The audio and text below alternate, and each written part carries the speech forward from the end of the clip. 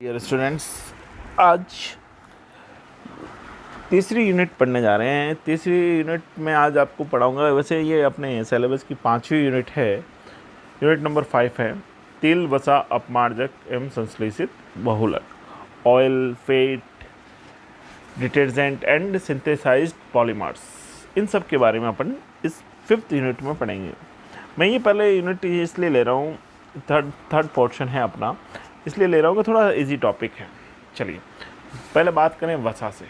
Fat, वे यौगिक जो उच्च अणुभार वाले एस्टर होते हैं उन्हें लिपिड कहा जाता है। इन सिंपल मगर लिपिड्स अपन ज़्यादा ले रहे हैं यहाँ, लिपिड्स, तो वो लिपिड्स ही फैट है। जैसे घी, ये फैट का ही पोर्शन है।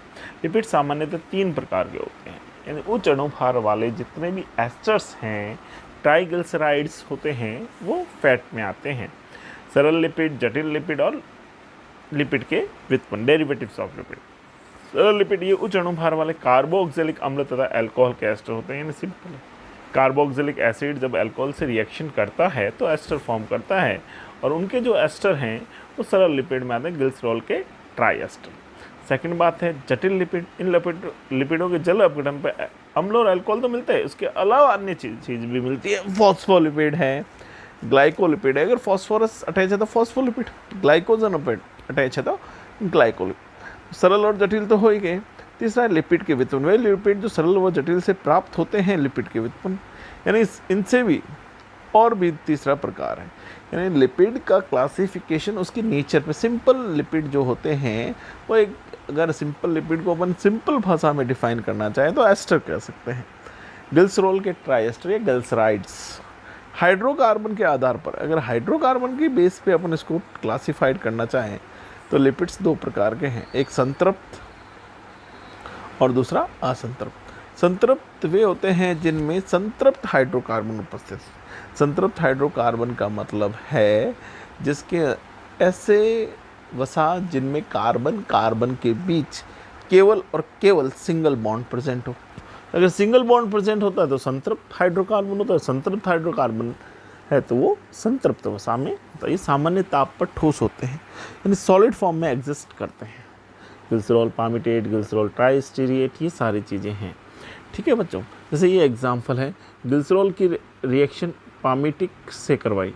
पामिटिक से करवाई तो क्या हुआ, ग्लिसरॉल ने C15H31COH से OH और H, कार्बोक्सिलिक एसिड का OH और ग्लिसरॉल का H रिएक्शन करेगा और एस्टर फॉर्म कर देगा।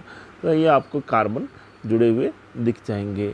ठीक है, कार्बन जुड़े हुए आपको दिख जाएंगे, आइडेंटिफाई हो जाएंगे। ये देखिए, ये C5H, ये इससे रिएक्शन करके एस्टर फॉर्म कर लेगा। ओके, इसी तरह C17 स्टेरिक एसिड, तो ग्लिसरॉल से 3 स्टेरिक एसिड अटैच होते हैं तो ग्लिसरॉल ट्राइस्टीरिएट फॉर्म हो जाता है। ये ट्राइस्टीरिएट फॉर्म हो जाएगा, 1 स्टेरिक एसिड, 2 और 3 स्टेरिक। ये तो है संतृप्त वसा के एग्जाम। असंतृप्त वसा की बात करें तो अगर अनसैचुरेटेड हाइड्रोकार्बन अगर किसी में प्रेजेंट है तो वो असंतृप्त वसा का निर्माण करता है। और असंतृप्त वसा को अपन नॉर्मली ऑयल कह सकते हैं, संतृप्त वसा को अपन फैट कहते हैं, क्योंकि ये सामान्य ताप पर क्या होता है, सॉलिड होता है। क्योंकि असंतृप्त वसा, अनसैचुरेटेड फैट जो होती है, सामान्य अवस्था पर ग्लिसरॉल के रूप में पाई जाती है। इसका सबसे अच्छा एग्जाम्पल है ग्लिसरॉल ट्राइओलिएट। ग्लिसरॉल ट्राइओलिएट, जैसे ये एग्जाम्पल आपको दिख रहा होगा, यानी ग्लिसरॉल इसकी क्रिया ओलिक एसिड से करवाएं। जैसे ये ओलिक एसिड से करवाए तो देखिए कार्बन कार्बन के बीच में, यहाँ पर देखिए कार्बन कार्बन के बीच में क्या प्रेजेंट है, double bond double bond double bond. जब डबल बॉन्ड कहीं पर भी आ जाता है कार्बन कार्बन के बीच में तो फिर उसे अपन असंतृप्त हाइड्रोकार्बन कहते हैं, unsaturated hydrocarbon. And unsaturated hydrocarbons are present in fat, then it is called unsaturated fat.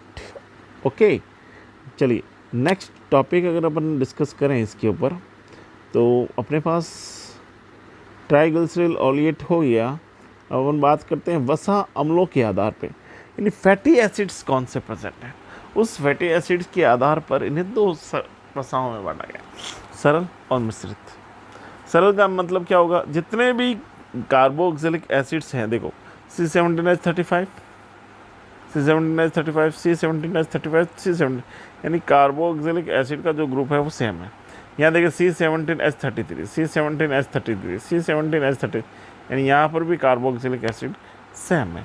तो इसका मतलब एक ही प्रकार के वसीय अम्ल हो, यानी जिनकी नेचर एक जैसी हो, एक ही प्रकार से, तो यानी सारे जो ट्राइग्लिसराइड जब होते हैं तो जो ट्राई है वो तीनों एक जैसे हों तो उन्हें सरल वसा कहेंगे, यानी एक ही प्रकार के वसीय अम्ल उपस्थित है।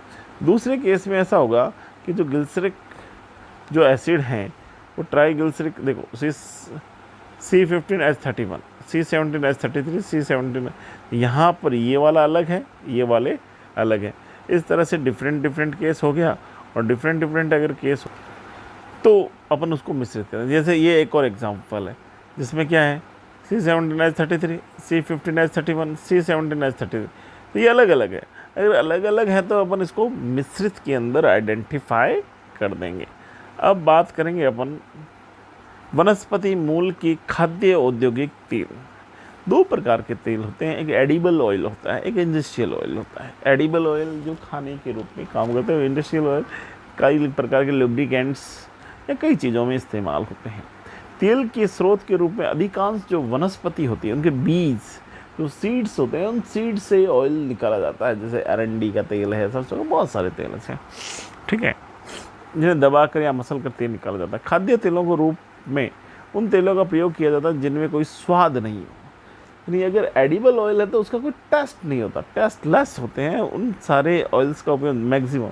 क्योंकि अगर कोई टेस्ट हुआ और आपने उसको पकाने में यूज़ किया, यानी कुकिंग में यूज़ किया, तो वो ख़राब नहीं होना चाहिए, उसका टेस्ट बिगड़ना नहीं चाहिए। अगर टेस्ट होगा तो फिर ख़राब हो जाएगा, तो अधिक दिनों तक टिकाऊ भी रहे। तो इन तेलों को संतृप्त वसा अम्लों की मात्रा अधिक होनी चाहिए। अनसेचुरेटेड फैट्स जो हैं वो ज़्यादा प्रेजेंट होना चाहिए। किस में ज़्यादा प्रेजेंट होना चाहिए? अपने जो एडिबल,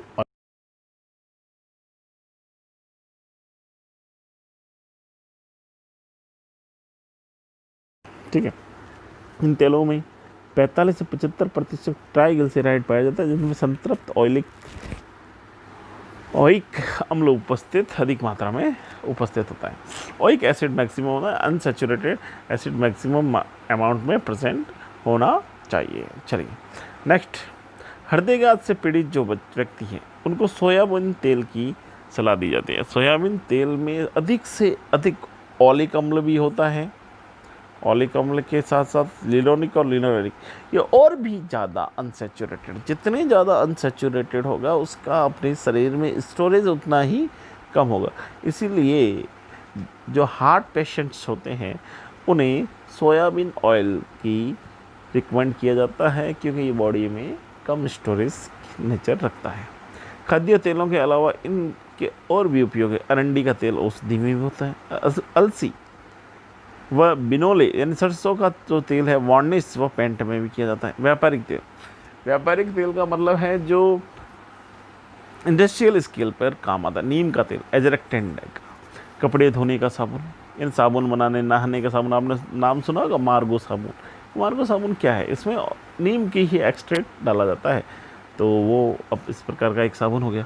मालिश का तेल, त्वचा का मरहम, ये रतन जोजोबा, होहोबा एक नई प्रकार की फसल है जिससे तेल का उपयोग होता है, और तेल को स्नेह बालों में लगाने वाला तेल है। बहुत सारी मोमबत्तियाँ बनाने, मुलायम साबुन बनाने में आदि में इसका उपयोग किया जाता है। इसी कड़ी में अगला जो इंडस्ट्रियल तेल है वो रबड़ है।